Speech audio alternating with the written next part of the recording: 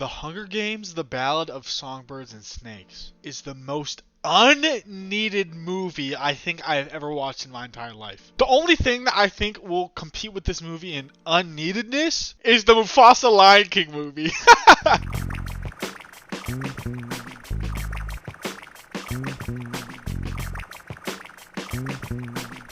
The Ballad of Songbirds and Snakes is the newest movie in the Hunger Games franchise. It comes in at a whopping 2 hours and 37 minutes, and you definitely notice it. There's so many unneeded scenes and storylines in this movie that I feel like they really could have done without. Like, I don't think we need a whole espionage storyline about this rich guy being a protester for human rights. Like, it's the Hunger Games, bro. Let them kill each other. And if the movie wasn't already bad enough going in, it's a prequel. And I'm the biggest prequel hater in the world. I think they are the most unneeded thing ever. Although this movie is probably one of the better prequels. This is up there with the Star Wars prequels as the only good prequels I think I've seen. But most of the time, prequels are really, really bad. For example, Terminator. For another example, the Mufasa movie. It's the biggest piece of dog shit. Prequels are something that, even if they are done right, nobody ever needed them. Show me one person that was interested about how President Snow from the Hunger Games series lost his mind over some shoddy. I would like to say, not my President Snow. My President Snow ain't getting held about no bitch. On God.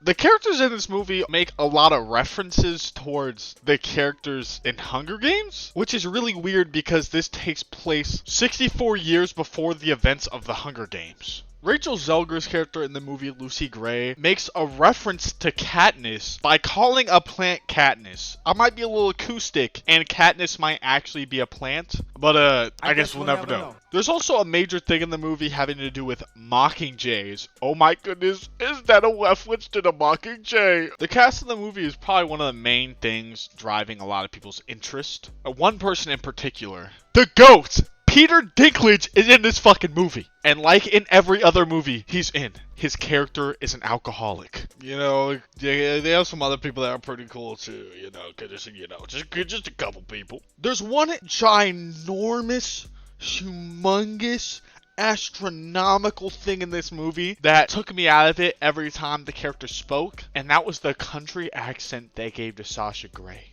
I don't know what they did wrong in this movie that they did so right in the Elvis movies. How is it possible for somebody to mimic Elvis's voice perfectly, but this girl can't even do a convincing country accent? The movie does have its faults, but there are also so many things that the movie does beautifully. The cinematography in this film is probably one of the best I've seen in any of the Hunger Games films. There's so many shots and scenes in this movie that are filled with so much goddamn love, man. You can tell that the people behind the movie genuinely wanted to make this movie a good movie. And the camera work, I mean, oh my god. The camera work, cinematography, everything being brought together is, to be honest, the only thing that made this mid-ass story bearable. A major one of these scenes that made me sit back and be like, damn, this shit might not be terrible, was the initial fight scene that they had when they started the Hunger Games. The way they shot it, just everything about it, I don't know why, but in my mind, it was so good. I don't know what's been going on with modern fight scenes and like the filming of it, but they have been so fucking good lately.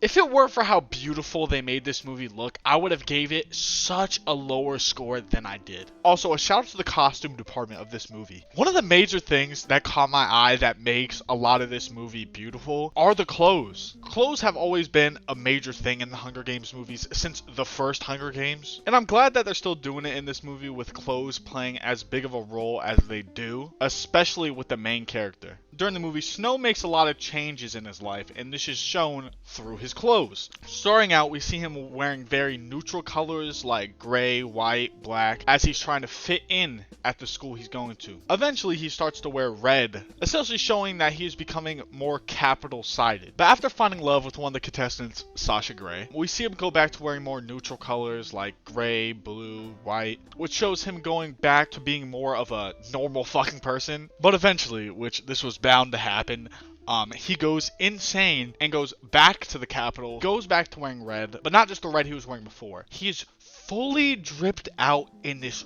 red trench coat suit thing that is, it's probably one of the coolest outfits in this movie. This is essentially where the President Snow we know today is born. Now that's really cool and shit, but personally, my favorite outfit in the movie was the used tampon outfit. 95% of what made this movie good had nothing to do with the story. So let's talk about it. The story of this movie was pretty meh. It's just unoriginal. Oh, they're singing? That was in the first Hunger Games movie. Oh, there's two people falling in love? That was in the first Hunger Games movie. Oh, there's two people in love getting separated? That was in the first Hunger Games. You can kind of see where I'm going with this. Everything in this was just so unoriginal and unneeded, which are the only two words that you really need to be able to explain this movie. So if you're a Hunger Games fan and you're looking to watch something that most definitely is a Hunger Games movie, you'll probably enjoy this. If you have never seen the Hunger Games and don't really give a fuck about watching the Hunger Games, I'm gonna be honest, just wait for this shit to come out on DVD. 8 out of 10.